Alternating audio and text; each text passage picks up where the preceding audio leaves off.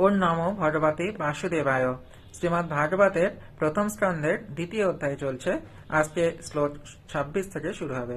শ্লোক 26। মুমুক্ষবধোর রূপান হিত্তা ভূতপতি নাথ নারায়ণ কলা শান্তা ভজন্তি হি অনসূয়াব। যারা মুক্তি লাভের জন্য ঐকান্তিকভাবে আগ্রহী তারা অবশ্যই অসূয়ারোহিত এবং তারা সকলের প্রতি শ্রদ্ধাপরায়ণ। তথাপি তারা ভয়ঙ্কর আকৃতি বিশিষ্ট দেবদেবীদের ত্যাগ করে কেবল পরমেশ্বর ভগবান শ্রীবিষ্ণু এবং তার অংশ অবতারদের নিত্য আনন্দময় রূপের আরাধনা করেন। তাহলে এখানে দেখুন বলা হচ্ছে সত্যগুণে অধিষ্ঠিত উন্নত মনোভাবাপন্ন ব্রাহ্মণেরা কখনো অন্যের পূজা পদ্ধতির প্রতি অসন্তোষ প্রকাশ করেন না। তারা বিভিন্ন দেবতাদের প্রতি শ্রদ্ধা পরায়ণ। কাল ভৈরব অথবা মহাকালীর রূপ ভয়ঙ্কর হওয়া সত্ত্বেও তারা তাদের অশ্রদ্ধা করেন না। তারা খুব ভালোভাবেই জানেন যে এই ভয়ঙ্কর রূপ সমন্বিত এই সমস্ত দেবতারাও পরমেশ্বর ভগবানেরই সেবক। তবে তারা ভয়ঙ্কর এবং মনোরম উভয় রূপ সম্পন্ন দেবতাদেরই পূজা পরিত্যাগ করেন এবং তারা কেবল একাগ্র চিত্তে পরমেশ্বর ভগবান শ্রী বিষ্ণুরই আরাধনা করেন, কেননা তারা এই জড়জগতের বন্ধন থেকে মুক্ত হওয়ার জন্য ঐকান্তিকভাবে আগ্রহী। অন্য কোনো দেব দেবী কিন্তু মানুষকে জড়জগতের বন্ধন থেকে মুক্ত করে দিতে পারেন না, মুক্ত করে ভগবত ধামে ফিরিয়ে নিয়ে যেতে পারেন না। তাই যারা মুক্তি লাভের জন্য আগ্রহী তারা কোনো দেবদেবীর পুজো না করে তারা দেবদেবীদের সম্মান করেন, শ্রদ্ধা করেন, কিন্তু কোনো দেবদেবীর পুজো না করে তারা পরমেশ্বর ভগবান বিষ্ণু বা শ্রীকৃষ্ণের আরাধনা করেন। রজস্তম প্রকৃতয় সমশীলা ভজন্তি বৈ পিতৃভূত প্রজেশাদীন শ্রীঐ ঐশ্বর্য প্রজেৎসব।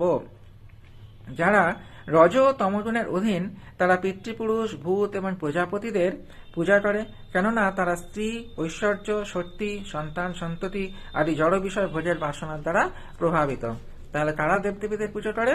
যারা এই সমস্ত জিনিসগুলি লাভ করতে চায়। এই শ্লোকটিতে বলে দেওয়া হলো স্ত্রী, ঐশ্বর্য, শক্তি, সন্তান, ধন, ঐশ্বর্য, মান, সম্মান এইসব যারা লাভ করতে চায় তারা দেবদেবী বিভিন্ন দেবদেবীদের পূজা করেন এবং তার ফলে তারা সেগুলি লাভও করেন। কিন্তু শ্রীকৃষ্ণ বা শ্রী বিষ্ণুর আরাধনা করে এইগুলি লাভ করা যায় না। তাকে আরাধনা করার উদ্দেশ্য হচ্ছে মুক্তি লাভ করা, জড়জগতের সমস্ত বন্ধন থেকে মুক্ত হওয়া, দুঃখ কষ্টের থেকে চিরনিবৃত্তি পাওয়া। বাসুদেব পরা বেদা, বাসুদেব পরা মাখা, বাসুদেব পরা যোগা, বাসুদেব পরা ক্রিয়া, বাসুদেব পরম জ্ঞানন, বাসুদেব পরম তপ, বাসুদেব পরো ধর্ম, বাসুদেব পরাগতি। বৈদিক শাস্ত্রে জ্ঞানের পরম উদ্দেশ্য হচ্ছেন পরমেশ্বর ভগবান শ্রীকৃষ্ণ। তাহলে জ্ঞান কি? বৈদিক জ্ঞান। বৈদিক জ্ঞানের উদ্দেশ্য হচ্ছে কি? পরমেশ্বর ভগবান শ্রীকৃষ্ণকে জানা।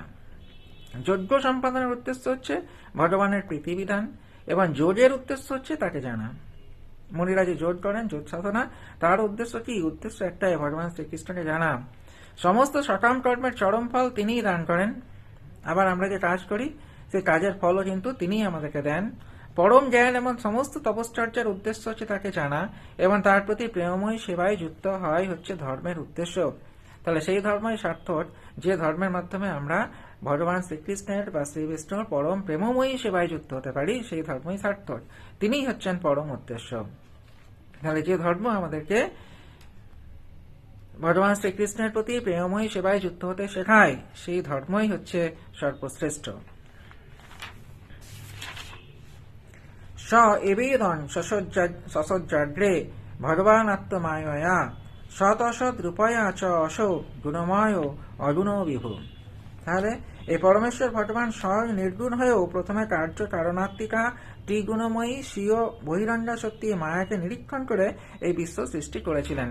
তাহলে এই বিশ্ব সৃষ্টি কিভাবে হয়েছিল না? ভগবান তো 3 গুণের অতীত, কিন্তু তিনি নির্গুণ হয়েও তিনি সৃষ্টি করেছেন কার্য কারণাত্মিকা ত্রিগুণময়ী বহিরঙ্গা শক্তি। তাহলে তার বহিরঙ্গা শক্তি তিনি সৃষ্টি করেছেন বহিরঙ্গা শক্তি। যে বহিরঙ্গা শক্তি হলো মায়া, আর এই মায়া কাজ করে ওই সত্য-রজ-তম 3টি গুণকে আশ্রয় করে। তাহলে বলা হচ্ছে এখানে যে পরমেশ্বর ভগবান তার সৃষ্ট মায়া, সে মায়াকে নিরীক্ষণ করে বিশ্ব সৃষ্টি করেছিলেন। তয়া বিলসী তেষু ত্রোষু গুণেষু গুণবানিব অন্তঃপ্রবিষ্ট আভাতি বিজ্ঞানেন বিজৃম্ভিত। তাহলে জড়জগৎ সৃষ্টি করার পরে ভগবান বাসুদেব নিজেকে বিস্তার করে তার মধ্যে প্রবেশ করেন। জড়জগৎ সৃষ্টি করে তিনি ছেড়ে দেননি, তিনি আবার তার মধ্যে প্রবেশ করেছিলেন বিভিন্ন রূপে। যদিও তিনি জড়ার প্রকৃতির গুণগুলির মধ্যে অবস্থিত এবং যদিও মনে হয় যে এই জড়া জগতে তার সৃষ্টি হয়েছে, তবুও তিনি তার অপ্রাকৃত স্তরে অধিষ্ঠিত এবং পূর্ণ জ্ঞানময়।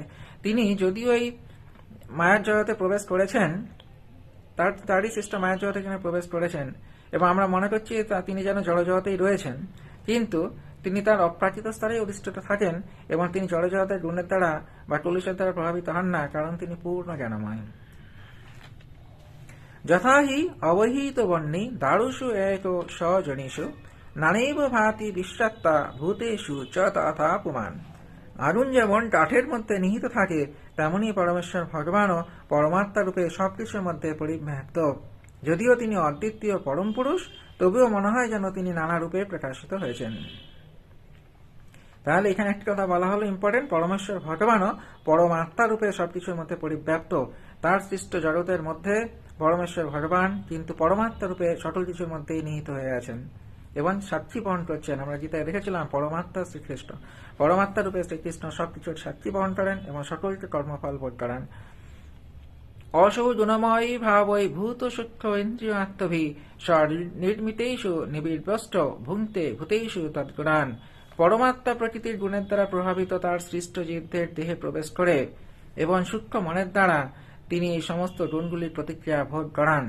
তাহলে পরমাত্মা রূপে শ্রীকৃষ্ণ সকলের মধ্যে অধিষ্ঠান করছেন এবং প্রবেশ করেছেন, রয়েছেন, এবং তিনি কি করছেন, এই জড়া প্রকৃতির গুণগুলি, যে যে গুণগুলির প্রতি আকৃষ্ট, সেই গুণগুলির প্রতিক্রিয়া ভোগ করাচ্ছেন এবং যে যে কর্ম করেছে সেই কর্মের ফলও তাদেরকে ভোগ করাচ্ছেন পরমেশ্বর শ্রীকৃষ্ণ।